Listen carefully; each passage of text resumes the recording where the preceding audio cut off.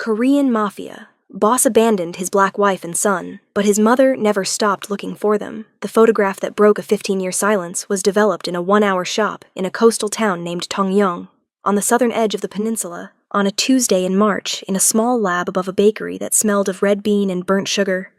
It was a single 4x6 print, the kind tourists ordered when they wanted something to hold in their hands instead of their phones. The woman who collected it was 71 years old, 5'2", wearing a wool coat the color of dried oak leaves, and a pair of horn-rimmed glasses she had been wearing since the autumn her husband died. She paid in cash. She counted the bills twice, not because she did not trust the boy behind the counter, but because her hands had begun, without her permission, to shake. She did not look at the photograph in the shop.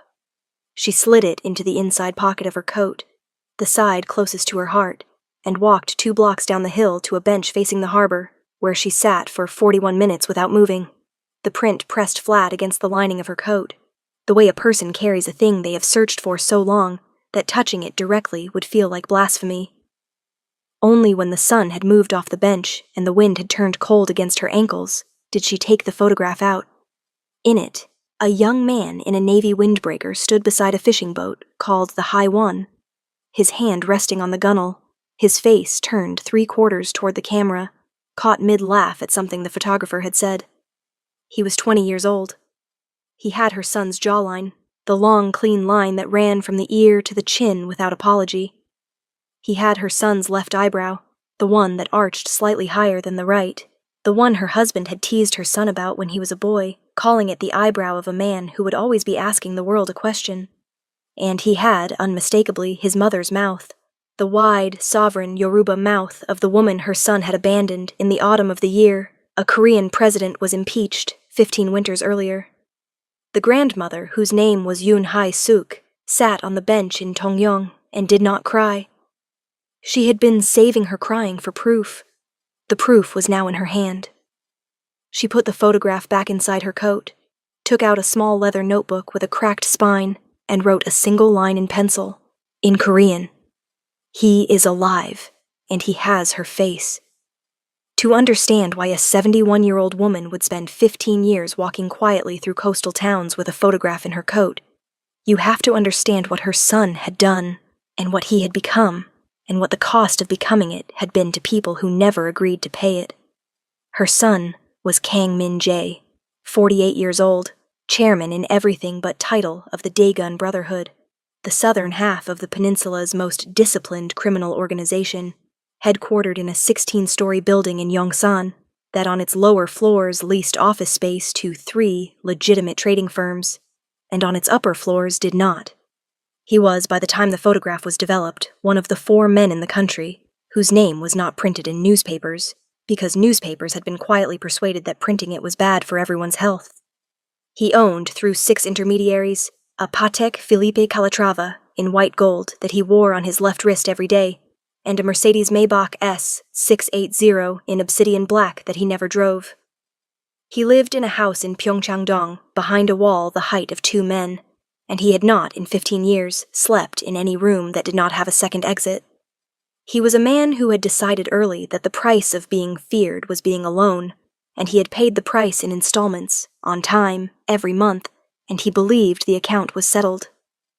On the night Yoon Hae-suk collected the photograph in Tongyong, her son was 800 kilometers north of her, on the 73rd floor of the Signal Seoul, drinking Hwayo 41 from a crystal glass at a private dinner for 12 men, none of whom knew that the most important woman in his life had, that afternoon, found the 2 people he had spent 15 years pretending were dead. The dinner was a celebration of a property acquisition in Singapore, signed off 4 days earlier. The men at the table were Daegun's inner circle, plus 2 from the Hanseo group with whom Min-jae was negotiating a quiet armistice that would let both organizations expand into a port concession in Incheon. The conversation was the conversation of men who had stopped having to perform, which is to say it was largely silence punctuated by the chime of a glass and the occasional report on a number. At 9:47, Min-jae's phone vibrated once against the linen. He looked at the screen. The name on it was his mother's.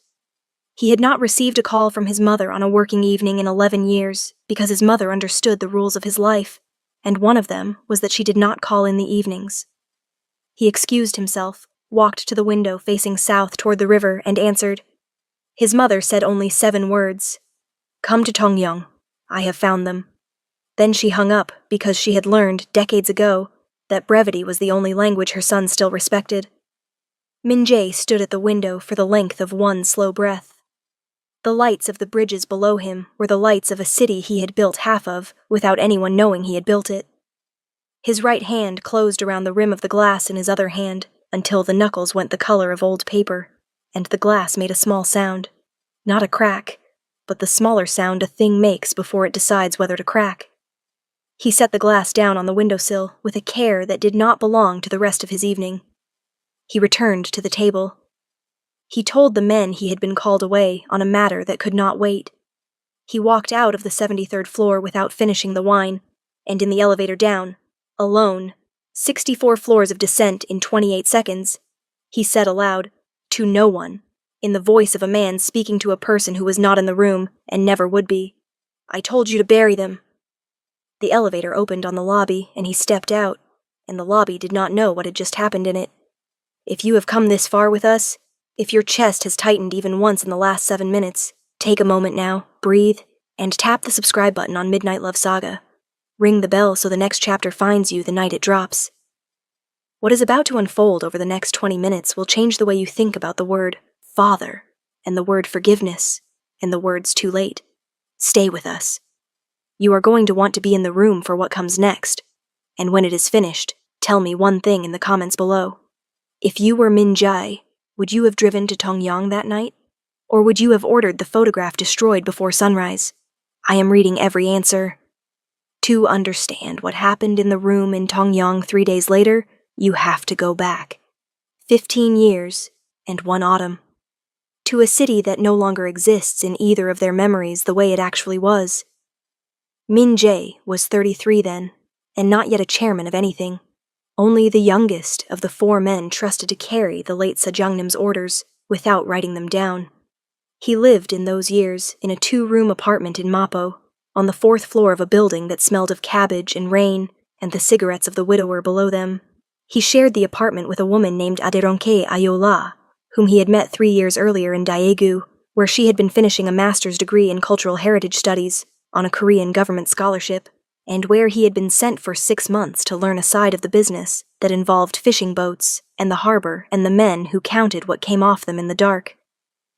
She was 28 when they met, the daughter of a Lagos schoolteacher and a Yoruba father who had once been a civil engineer in Ibadan before the work dried up. She spoke 4 languages, including a careful, beautiful Korean that took the listener half a second longer to understand because she pronounced every syllable as if it deserved respect. She had laughed the first time Min-jae had tried to say her name and stopped halfway. She had taught him to say it correctly, 1 syllable at a time, over a bowl of doenjang jjigae she made with anchovy broth on a small gas burner in his rented room, the steam rising between them in the slow Daegu autumn. He had not been a chairman yet. He had been a man eating soup with a woman who knew how to make him laugh from the part of his chest he had not used since he was a boy. They married quietly in the spring of the year their son was born, in a small ceremony at the family home in Pyeongchang-dong, attended by Min-jae's mother, his late father's 2 surviving cousins, Aderonke's older sister flown in from Lagos, and a single witness from the Brotherhood, a man named Oh Sang-hyuk, who at that time was Min-jae's hyung in the informal sense, 3 years older, sworn to him by friendship rather than by rank. The boy was born in November at Severance Hospital in Sinchon at 4:12 in the morning, weighing 3.1 kilograms, and Min-jae's mother held him for the first 11 minutes of his life, while Min-jae sat on a plastic chair in the corridor and wept silently into the collar of his coat.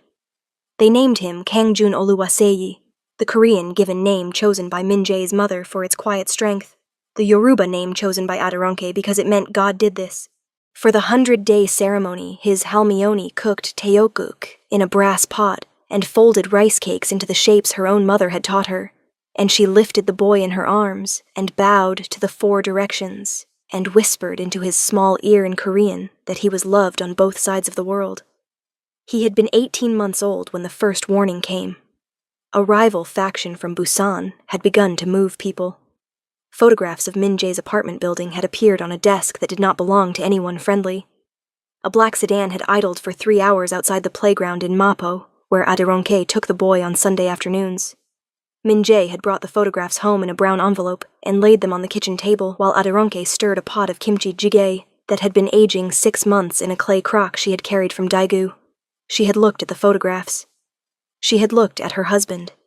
She had said in Korean, quietly, with the careful pronunciation that made every syllable a kind of dignity, "Then we leave together." Min-jae had told her it was not that simple. She had told him it was exactly that simple. She had said, and this was the line the world would not hear for 15 years, "You do not get to call us a weakness, and then call yourself a man." Then she had turned off the burner and gone to bathe the boy, because the boy did not need to see his parents argue, and because she was, even in that moment, the more sovereign of the two of them. What Min-jae did next, he did over 14 days. He spoke to one man, who spoke to another, who arranged the documents. He transferred 300 million won, to an account in Adironke's older sister's name in Lagos, through a bank in Singapore, on a Tuesday in October. At 11:14 in the morning, the wire reference reading only the 4 characters of a Joseon-era poem about a heron leaving a pond. He had a man he did not trust call Adironke's older sister and tell her, in English, that her sister had been killed in a car accident on the Gyeongbu Expressway near Daejeon, that the body had been cremated according to her husband's wishes, that there would be no service, and that the wire that had arrived that morning was a final gift from the family. He had another man, whose name was almost said in his mother's hearing once, and then never again, drive Adironke and the boy to Incheon Airport at 4 in the morning on a Wednesday, with 2 suitcases, a falsified death certificate listing Min-jae as the deceased, and a one-way ticket on a flight to a city he would not name to himself for a decade. He told Adironke, on the curb at the International Departures Terminal, that he had been killed, that his organization believed her dead, that the wire was hers, that she must never come back, that the boy must never know his father's name, and that this was love, because love at his level looked like absence. She had looked at him for the time it takes a person to memorize a face they will never see again. She had said in Korean, "You are not killing them. You are killing yourself, and you are using them to do it." Then she had picked up the boy, who was sleeping with his cheek against her shoulder, and she had walked through the sliding doors without turning back, and she had not turned back, in any sense, for 15 years. Min-jae had stood on the curb until the doors closed. The man who had driven them, whose name was Oh Sang-hyuk, who had been his hyung in friendship for 11 years, and had just witnessed the worst thing his friend would ever do, sat in the driver's seat and did not look at him.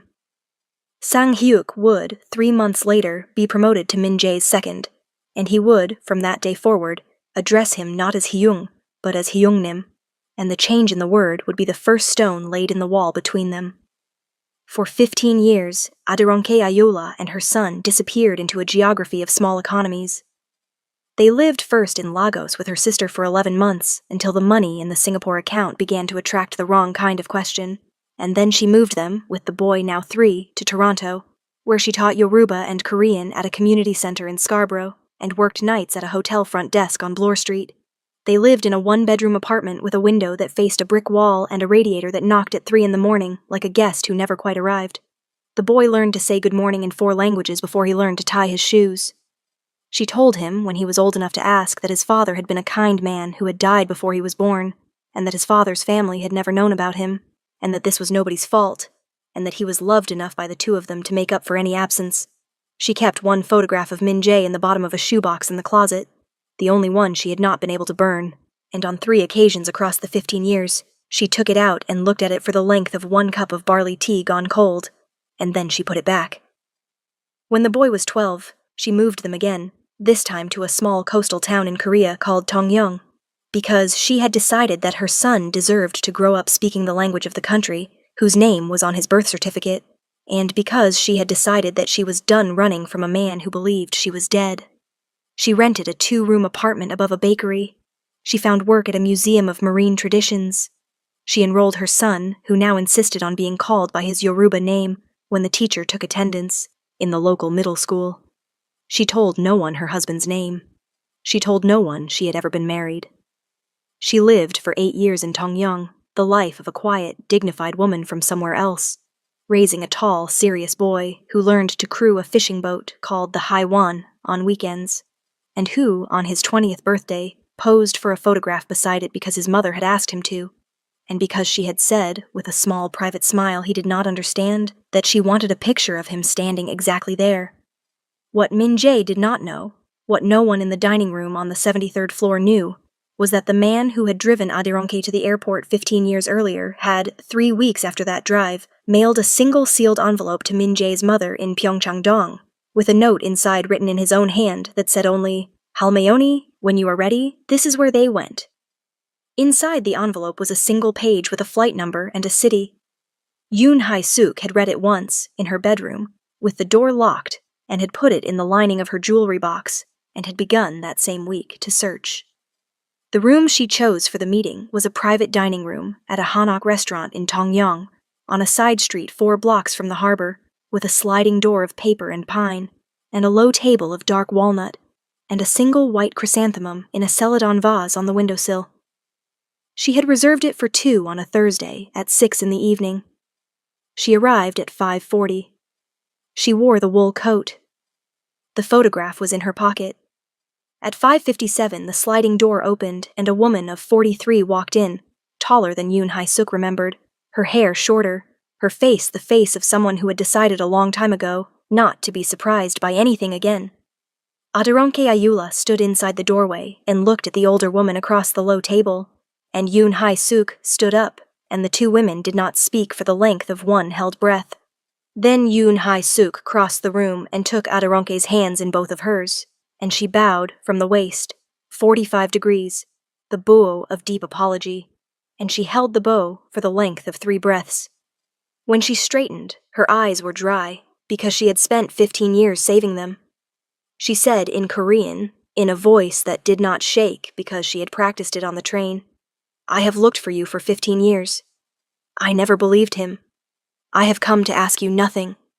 I have come to give you something, and to apologize for a son I did not raise to be the man who did what he did."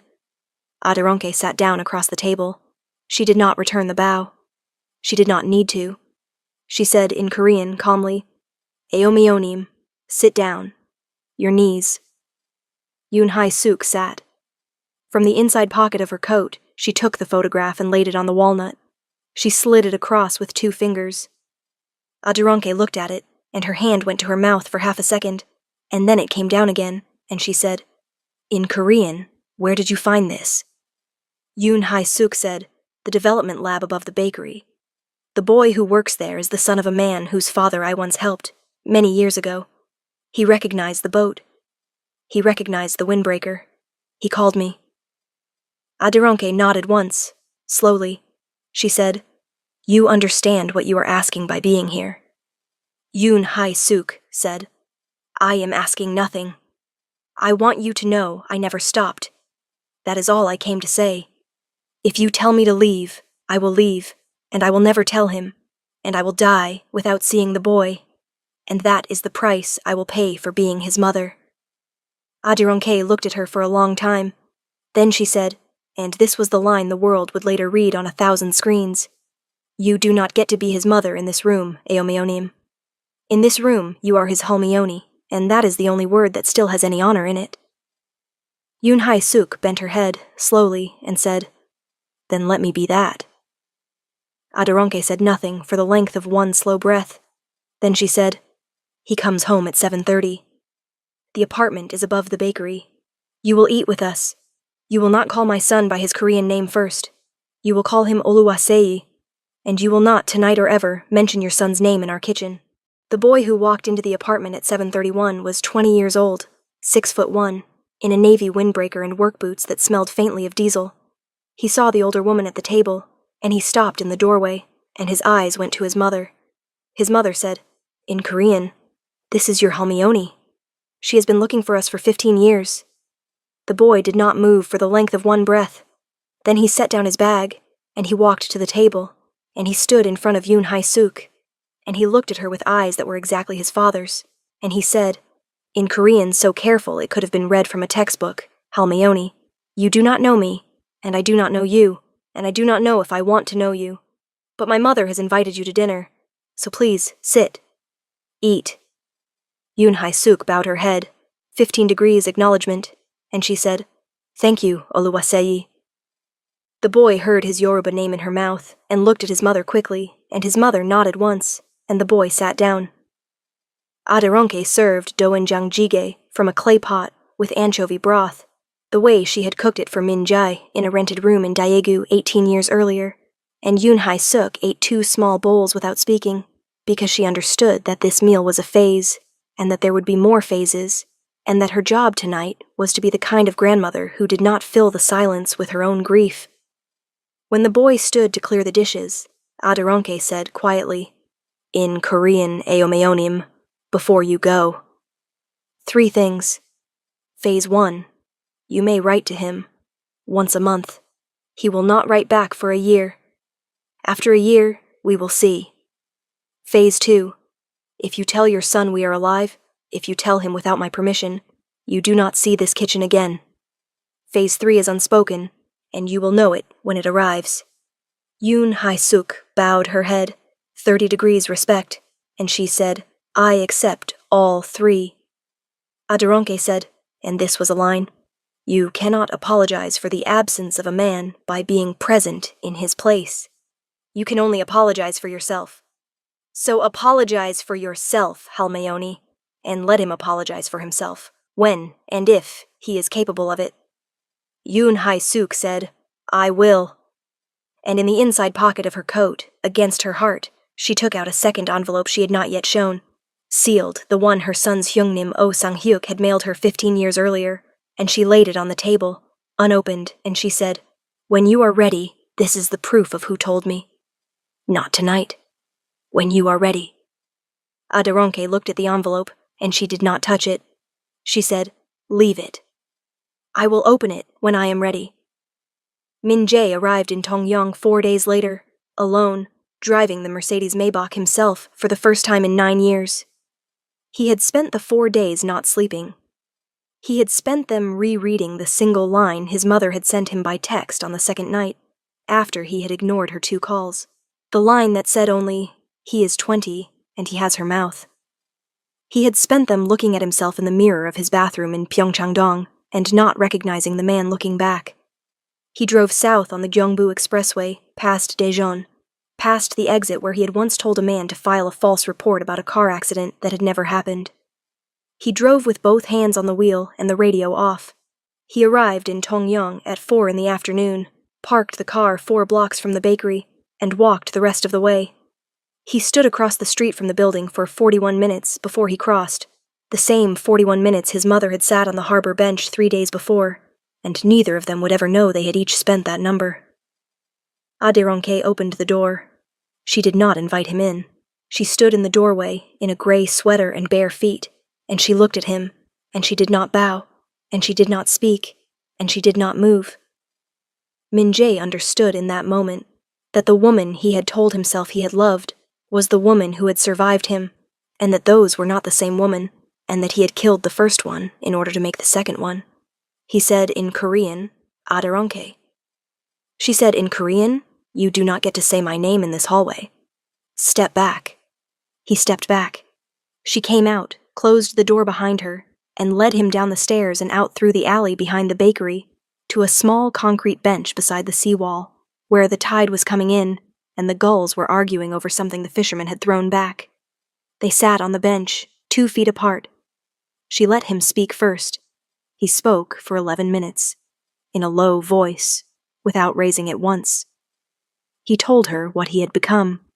He told her what it had cost. He told her he had known, from the 3rd year onward, that he had been wrong, and that he had not corrected the wrong, because correcting it would have required becoming a smaller man, and he had not, until this week, been willing to be smaller. He told her he was not asking for forgiveness. He told her he was asking only to be allowed to know his son's face, even from across a room, even once a year, even from a photograph in an envelope. When he was finished, he was crying, not loudly, the way a man cries when he has not cried in 15 years, and has forgotten how to do it without making it look like a performance. She did not touch him. She did not look at him. She looked at the sea. She said quietly, in Korean, "Min Jae." He is not yours. He is mine. He has been mine for 15 years, and he will be mine for the rest of his life. Whatever you become to him in whatever time you have left, you will earn it the way a stranger earns trust, in inches, over years, and you will not, ever, ask him to call you Appa. You will be Kangajosi, until he decides otherwise, and he may never decide otherwise, and you will accept that, because it is the only currency you have left. Min-jae nodded once. She said, and this was the line, "The worst thing you did was not that you left us. The worst thing you did was that you decided, on our behalf, that we would rather have a dead husband than a frightened one. You took our right to be afraid with you. I want it back." He said, "Yes." She stood. She said, "Go home. Come back on the 14th of next month. Bring nothing. Wear no watch. Drive your own car. Eat what I cook. Speak when spoken to. Do that for 1 year, and we will see what month 13 looks like." He said, "Yes." She said, "And one more thing. Your Hyung-nim, the one who drove me to the airport. Your mother kept his letter for 15 years. I will open it when I am ready. When I open it, whatever is inside, you and I will read it together, and you will tell me then what you intend to do about the man whose name has been the wall between you and the truth." He said, "Yes, Aomionim." She turned and walked back to the bakery without looking at him again. He sat on the bench until the sun went down. Then he drove back to Seoul, without stopping, 800 kilometers, and arrived in Pyeongchang-dong at 3:11 in the morning, and stood in his own foyer with the Patek Philippe Calatrava on his wrist, and looked at it as if for the first time. He took it off. He put it in the drawer of the table by the door, and he did not wear a watch for a year. He returned to the Daegun building on the Monday. He called a meeting of the inner circle on the 16th floor at 9 in the morning. 8 men sat around a walnut table. Oh Sang-hyuk sat at his right hand, where he had sat for 15 years. Min-jae did not raise his voice. He did not stand. He took from his inside jacket pocket a single sealed envelope, the one his mother had given to Aderonke, the one Aderonke had returned to him unopened the night before he left Tongyang, with a small note in her handwriting on the outside that said, "This is yours to open, not mine." He laid it on the table. He looked at Sang-hyuk. He said, in Korean, Hyungnim. 15 years ago, on the night you drove a woman and a child to Incheon Airport, you mailed a letter to my mother. Sang-hyuk did not move. Min-jae said, "I am not angry. I am asking. Whose name is on the inside of this envelope as the witness?" Sang-hyuk looked at the envelope for the length of one slow breath. He said, "Hyungnim, mine." Min-jae said, "Then open it." Sang-hyuk opened it.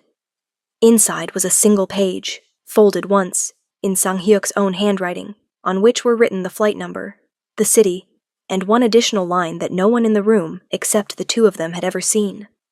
A line that said, "Hyungnim, if you ever ask, I am the one who told her. I will accept whatever you decide." Min-jae read the line.